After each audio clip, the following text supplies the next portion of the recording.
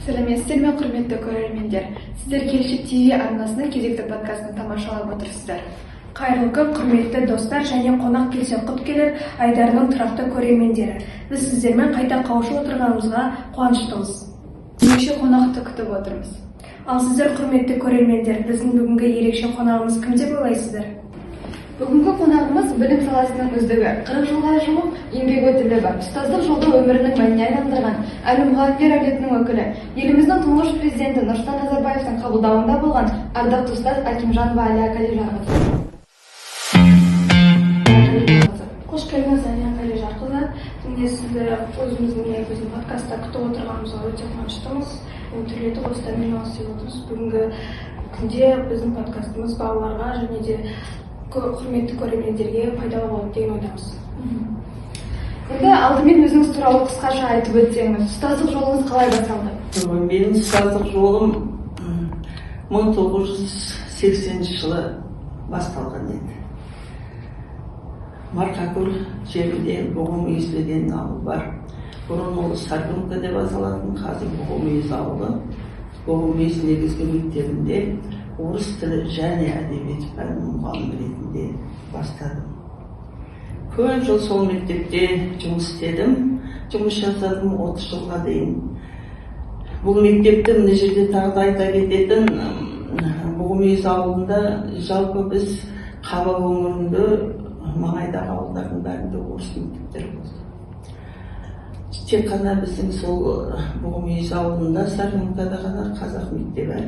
Сол мектепті кезінде 1930 жылдары менің атам Әкенев Қабдөш ашқан еді.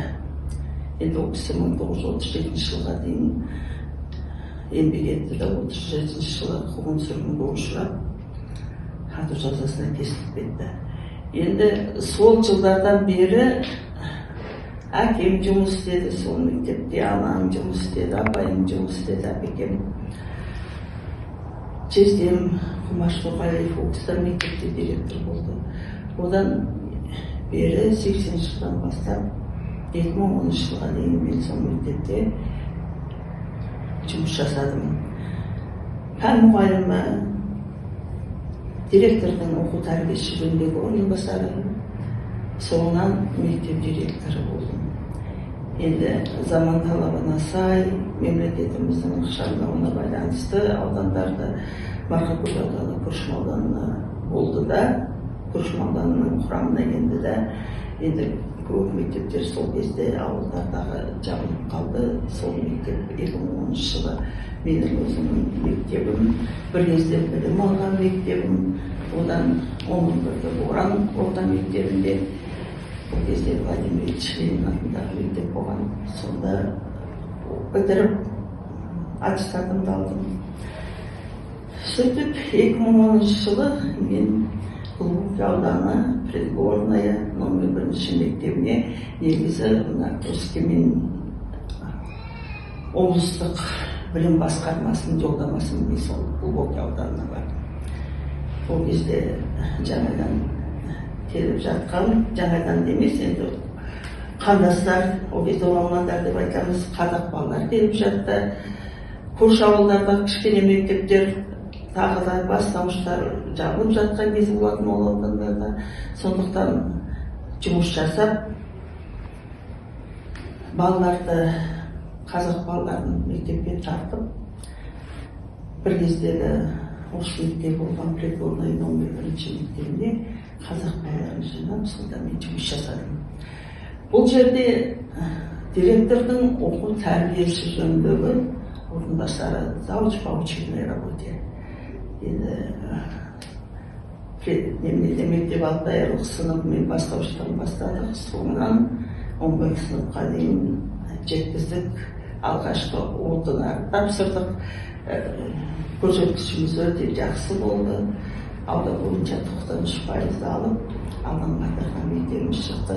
Оқушыларымыз президенттің алдына дейін барып, президент прағы деген кітапқа шықты. Енді облыстық, республикалық олимпиадаларға қатысып, халықаралық деңгейдегі олимпиадаға енді солай жұмыс жасадық. Енді бұл мектебім қазір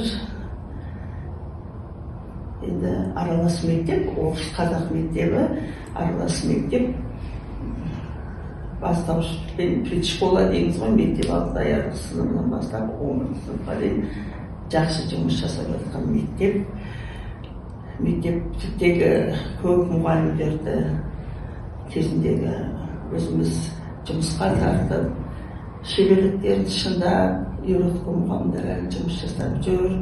Мектептің директоры да сол өзінің тәжірибемнен өткізген мұғалімім жаным алып, по воспитательной работе деді, тәрбиеші жөніндегі орынбасары болып жаныма жұмыс жасады. Одан сол мектеп директоры қазір енді өте жақсы жұмыс жасап жатқан. Облысқа жиі шығады, барлық чаттарынан көріп отырамын.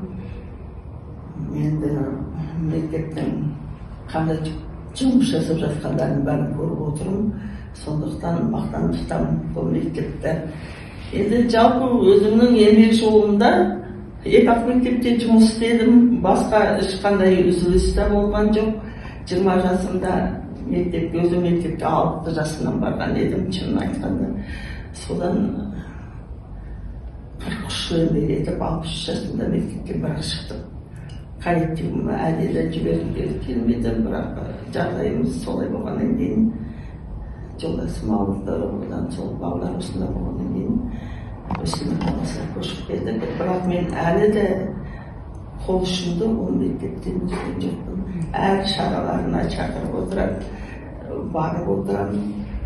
Бірдеңелері жетіспей, білімдері бірдеңе қаншетқа мен тәжірибедан үйренген, сол звондап отырады. Жұмыс жасап жатыр. Мақтанамын мен бұл мектеппен. Сол Глубокидағы аудандағы сондай бір жақсы мектептердің бірі. Аралас мектеп. Сіз нақты өзіңіздің өміріңізді осы ұстаздық жолға арнапсыз. Және де сіз айтып жатырсыз ғой, бұрынғы мектептер мені әлі де қонақ қылуға шақырады, тәжірибе алмасуға шақырады деп.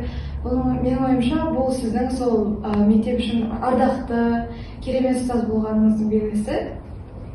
Осы 40 жылға уақыт еңбек ету, ол бізде үлгі боламыз, бір тұлға ретінде көріп отырғанымызға өте қуаныштымыз. Осы 40 жыл жоқ уақытында еңбек ету үлкен жетістіктердің бірі деп санаймыз. Осы жолдағы ең есте бір қалған сәттеріңізбен бізбен бөлісіңіз. 43 жылда не болмады дейсің, бәрі болады. Бірақ мен айта кетейін, жалпы мамандық деген адамның ең бірінші, енді мен ойым, адамның туа біткен қанында болу керек деп ойлаймын өзім. Мысалы мен кішкентай кезімде әне сен кім боласың дейді, мұғалім боламын деп қате түсірдім. Өзі 3-4 жасында. Содан мен үшін басқа мамандық жоқ секілді көрінетін. Себебі әке-шешемде математиктар, мықты математиктар, физиктар. Сол мектепте жұмыс істеп жүргенде сол бірге жүріп, ішінде жүріп, одан сыртында жүріп, бірге одан қызмет жасап, шынын айтқанда болған нәрсе. Кейде кейбір балалар 10-11 сыныпқа дейін кім болам дегенде әйтеуір болам дей салады. Тіпті 11 сыныпты бітіріп жатқан балалар өздері мамандықтарын дұрыс білмейді. Оның кейін бұл жерде айта кететін, егер мамандықты дұрыс таңдамаған болса, оның жұмыс істеуге ешқандай құқығы болмайды. Шабытпен ол жұмыс істей алмайды. Тек қана ақша үшін жүре береді. Ол шабыт дегенді білмейді. Содан кейін ол шаршайды. Ол адамның еңбегі, оның результат дейміз ғой, орысша айтқанда, оның қорытындысын көріп отырғанда адамды ары қарай жетелей береді. Міне мен баламды бүгін аудандық олимпиадаға шығардым ба? Шығардым. Ол 2-ші орын алып қалды, немесе 3-ші орын алып қалды. Неге? Оның кейін оны мұғалім күнімен ойланады. Оны ары қарай жетелеп содан қайтадан сол бағытта жұмыс жасап, облысқа шығарады. Одан республикаға дейін апарғанбыз, кішкене ауыл мектебі ғой, соның өзінде балалар шығардық. Менің бір ғана оқушылармен мақтанамын. Соның ішінде мен мақтанатыным мына өзімнің жас ұстаздармен мақтанамын. Еңбек етіп, соларды тәрбиелеп, оларды шығарып, мені кейде мұғалімдерім, сол баладар ғой, енді шәкірттер, өзім Әлия апайдың бір ғана сөзі бар дейді, сен алмағанда кім алады ана адамдай дипломмен деп барасың, істейсің деп. Енді сол секілді қазір енді көп болды, көп. Менің бір ғана әттеңдейтін бір өкінішім, өз балаларыма мен көп көңіл бөле алмадым ба деп ойлаймын. Сондықтан қазір немерелерім жабысатыным сол. Енді бірақ Құдайға шүкір, балаларым еңбектерін жасап жатыр. Оларда ішінде мұғалім болғаны бар. Сіз айтып жатсыз ғой, мен осы өзімнің балаларыма көңілім жетпей қалды ма деп ойлаймын деп. Енді мұғалім болу өте қиын жұмыс. Сен өзіңнің балаларыңа ғана емес, мектептегі барлық балаға тәрбие беріп, оларға сабақ беріп, сен олардың болашақта білімді бір маман болуын, жақсы азамат болуын қалыптастыратын адамдардың бірі болғандықтан өте ауыр мамандық. Сіз осының қаншама жыл, 43 жыл жұмыс істедім дедіңіз. 43 жылдың ішінде қаншама оқушы шығардыңыз. Сол оқушылардың қазір әртүрлі, былай айтқанда, жоғары дәрежелі адамдар бар арасында, жоғары жерде жұмыс жасайтын. Соның барлығы сіздің еңбегіңіз деп білеміз. Одан кейін сіз жаңа айтып жаттыңыз. Енді менің ұлым қазір осы Назарбаев зияткерлік мектебінде мұғалім, оқушысы республикалық деңгейден орын алып келді деп. Енді сіздер толықтай мұғалімдер әулеті екенсіздер. Әулеттегі ұстаздық дәстүр қалай қалыптасты деген сұрағым бар. Тақта бір сөз бар, ата бабаларынан қалып кетті деген. Енді бұл ұстаздық деген ата-бабам, атамды жаңа айтып кеттім ғой. Тұңғыш мұғалім, біздің өлкедегі тұңғыш қазақ балаларын жинап, мектеп ашып, бірақ та репрессияға алаштап ұшырап кетті. Ерте кетті, 25 жаста болған ол кісі. Сонда мен әкем 4 жастағы бала екен. Жаңыз қарындас артындағы 6 айлық бала.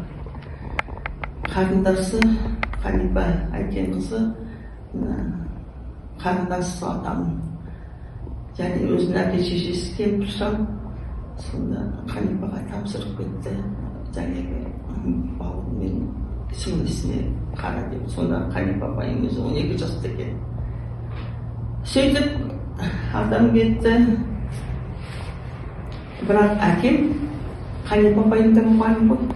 Әкемді Семей қаласындағы қазір шәкәрім бізде пединститутқа физика-математика факультетіне жетелеп апарған, сол жетектеп апарған сол апайым.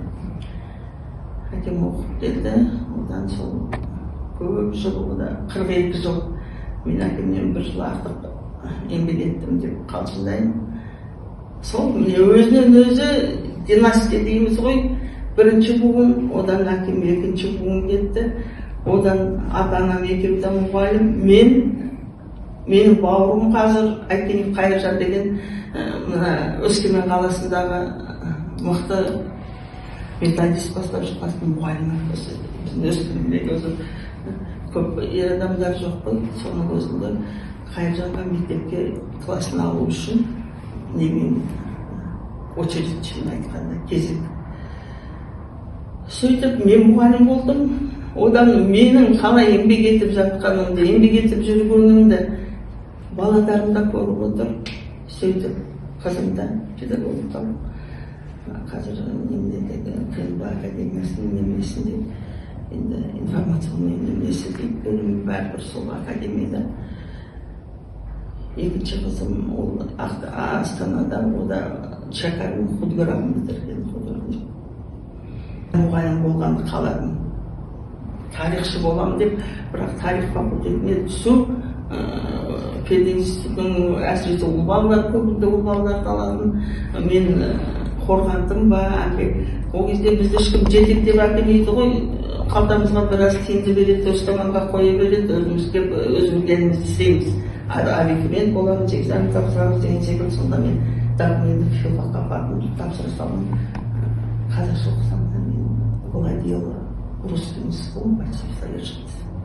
Сонымен орысты пән мұғалім ол шығарғендік аяқ астынан бірақ тарих жақсы көрдім, тарих пәнін жақсы көрдім. Енді қазір қараймын ұжымында гуманитарлық бағытта келе жатыр, тарихты сұрай береді. Соны ойлаймын болашақта менің арманым тарихшы болатын емес. Сіз жаңа бір айтып өткенсіз мадақтану туралы сізге президенттің қабылдауында болған екенсіз. Және оқушыларыңыз да бар дедіңіз. Енді ол үлкен мәртебе ғой, президенттің қабылдауында болған. Сол туралы бізге сол сәт туралы бір айтып берсеңіз қалай? Ондай жерлерге приглашение дейміз ғой. Біз әулет мына жерде біз Қанибай Кенева бірінші бірақ Құмаржаба деп атында. Солай ғой. Жездеміздің атында бірақ апайымыз да тұр. Апайым баладары біз, мен бауырым, Қайыржан, бәріміз басқа да туыстар бар. Ана жерде әпекелерім да тұр, ағадарым да тұр, бәрі. Жиендерім, ана кімдер, Мараттардың бәрі, Гүлядардың бәрі енді бәрімізге бірақ приглашение берді. Қолыма осыны рахмет бәріне шын айтқанда естелік қой бір жағынан. Сонда көп мұғалімдер мені де кіргіз қойыпты.